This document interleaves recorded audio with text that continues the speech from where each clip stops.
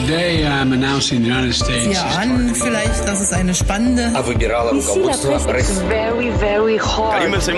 Lo mejor de lo mejor. Europe 1. 6h53, la revue de presse internationale. On part en Angleterre avec Anaïs Cordoba. Bonjour Anaïs. Bonjour. Qu'y a-t-il dans la presse ce matin ? Eh bien, la presse britannique revient sur le discours de Boris Johnson au Parlement ukrainien qui a eu lieu hier en visioconférence. L'Ukraine sera libre, titre le Guardian en citant Boris Johnson. Le quotidien rappelle, il est le premier chef d'État au monde à s'adresser aux élus ukrainiens depuis le début de la guerre. Le Sun décrit les députés agitant des drapeaux de l'Union Jack et le tonnerre d'applaudissements qui a suivi le discours. En faisant référence à Churchill, Boris Johnson a affirmé que l'Ukraine vivait son heure de gloire. Le Premier ministre a aussi annoncé un nouveau plan d'aide de 355 millions d'euros, ajoute le Daily Telegraph, qui détaille de nouvelles armes seront envoyées, ainsi que des radars pour localiser l'artillerie russe, des drones de transport pour approvisionner l'armée et des appareils de vision nocturne. Anaïs Cordoba à Londres pour Europe 1, direction la Thaïlande. Bonjour Carole Izou. Bonjour. Qu'est-ce qui fait la une chez vous ? Eh bien ici c'est l'appel du Premier ministre cambodgien, relayé par toute la presse, qui demande à la junte birmane à autoriser un représentant de l'ASEAN à rencontrer Aung San Suu Kyi. L'ancienne chef d'État, âgée de 76 ans, a été condamnée la semaine dernière à 5 ans de prison supplémentaire pour corruption. Une mauvaise blague dans un procès politique pour le Bangkok Post.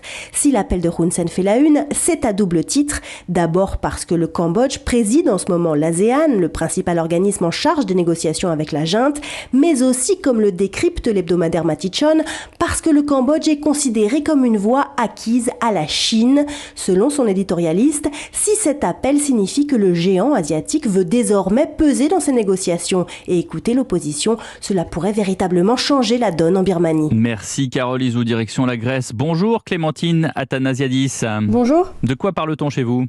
Ici, on s'inquiète de la place de la Grèce dans le dernier classement mondial de la liberté de la presse. 180 pays sont évalués par l'organisation internationale Reporters sans frontières.